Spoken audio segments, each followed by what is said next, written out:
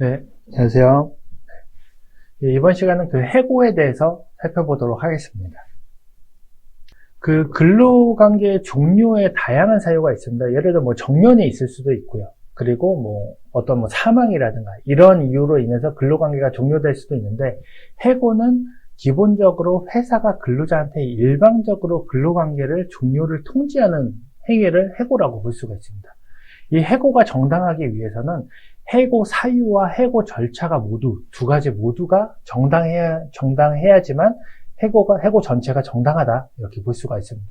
먼저 해고 사유에 대해서 살펴보도록 하겠습니다. 먼저 해고 사유에 의해서, 해고 사유는 크게 일시인상의 사유와 행태상의 사유 두 가지로 구분할 수가 있는데, 이 사유에 따라서 통상해고인지 징계해고인지가 구분이 될 수가 있습니다. 먼저 일시인상의 사유인 통상해고는 계약상 급부이행 의무에 필요한 정신적, 육체적 또는 기타 적격 여부를 현저하게 저해야 하는 사정이 발생하는 경우 통상해고의 사유가 될 수 있다, 이렇게 볼 수가 있습니다. 따라서 예를 든다라고 하면은 직무 능력이 결여되거나, 예를 들어 운전기사라고 가정을 할게요. 운전기사라고 하면 반드시 운전기사한테 필요한 자격증이 뭐가 있겠죠? 운전면허증이겠죠. 예. 운전면허증을 본인이 취소를 당했다, 아니면 정지를 당했다, 이때는 직무능력 결여에 의한 통상해고 사유에 해당이 된다, 이렇게 볼 수가 있습니다. 그래서 또한 그 성격상의 부정 문제라든가 질병 및 사고로 인한 업무에 종사하지 못하는 경우, 이러한 경우도 통상해고 사유에 해당이 된다, 이렇게 볼 수가 있습니다. 네네. 예, 두 번째는 행태상의 사유인데요. 행태상의 사유는 징계해고의 대상, 징계해고의 사유에 해당하는 걸로 볼 수가 있습니다.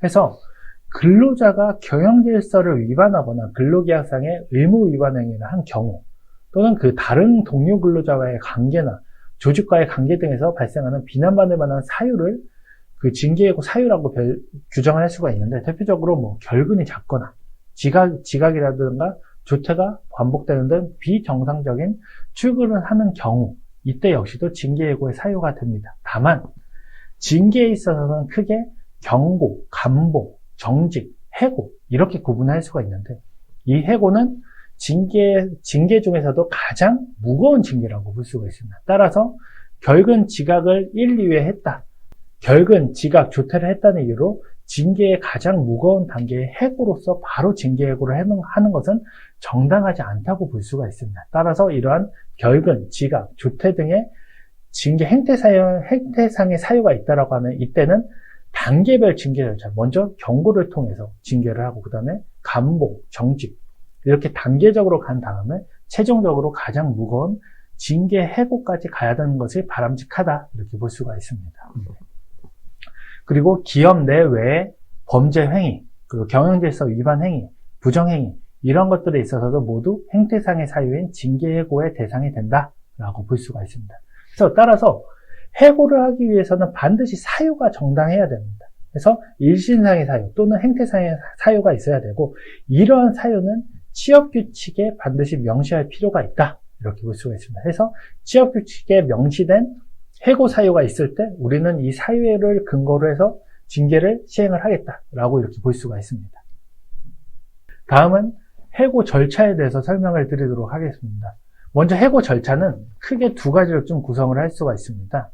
먼저 해고 예고가 있고, 그 다음에 해고 사유와 시기의 서면 통지, 두 가지로 좀 구성을 할 수가 있습니다.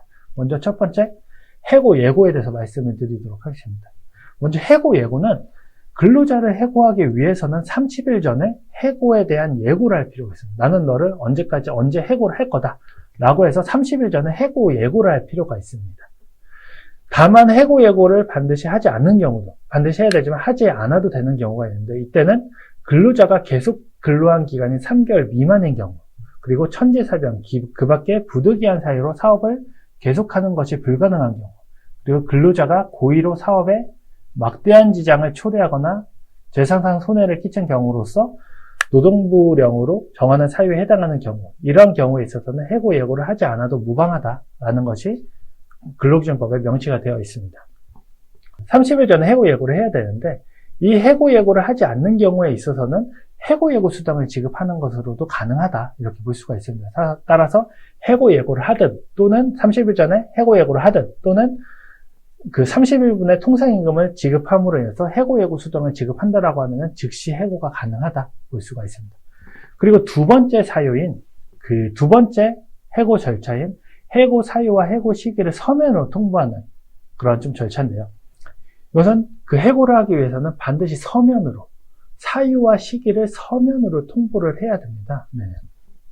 그래서 이 서면의 의미는 사실 뭐 이메일이라든가 문자는 적용되지 않습니다. 이 해고 사유와 해고 시기의 서면 통지의 기능 중에 하나로서 숙려 기능이 있습니다. 숙려 기능.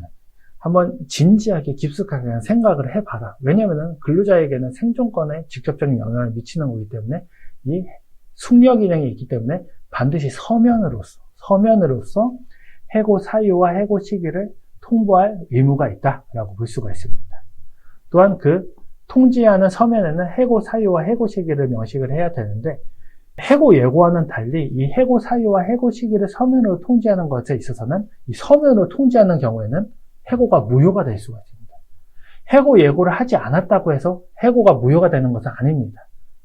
해고 예고를 하지 않았다고 해서 해고가 무효가 되는 것은 아니지만 해고 사유와 해고 시기를 서면으로 통보하지 않았을 때는 아무리 해고할 만한 사유라 하더라도 이 서면 통보를 위반하게 되면 해고 자체가 무효가 되기 때문에 해고 사유와 해고 시기의 서면 통지는 반드시 지켜져야 된다. 절차상 반드시 필요한 절차다라고 이렇게 좀 볼 수가 있습니다. 네.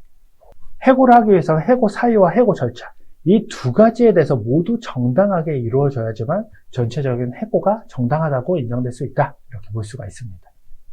그리고 추가적으로 사실 노동법에서는 그 근로기준법에서는 상시 근로자 수에 따라서 적용되는 법률들이 굉장히 많이 다릅니다. 그래서 그 기준이 5인 이상 사업자냐 아니냐에 따라서 달라질 수가 있는데 먼저 기본적으로 5인 미만 사업장이라 하더라도 5인 미만 사업장에 있어서도 퇴직금, 주휴일, 휴게수당, 해고, 예고 수당, 임금 대장, 근로계획서 작성, 사대보험 가입은 모두 적용이 된다. 1인 이상 사업장, 근로자가 1인 이상이라고 하면 모두 적용되는 것이 이 5인 미만 사업장에서 그 적용되는 것이 퇴직금, 주휴일 등에 대한 그 내용입니다. 다만 근로자가 5인이 되어야지만 적용되는 그 법률이 있는데 여기에 대해서는 주 40시간제 의무 적용, 그리고 연장 야간 휴일 근무 수당, 추가 수당, 그리고 연차 휴가와 미사용 시 그 미사용 수당, 그리고 해고의 제한 이런 부분에 있어서는 상시 근로자 수가 5인 이상인 경우에만 적용되기 때문에 5인 미만 사업장에 있어서는 저 내용은 의무는 아니다. 연차 휴가라든가 연장 야간 휴일 가산 수당은 의무가 아니다. 라는 점 이렇게 알고 계시기 바랍니다. 예, 지금까지 그럼 해고와 근로기준법 적용 대상에 대해서 살펴봤습니다. 예, 감사합니다.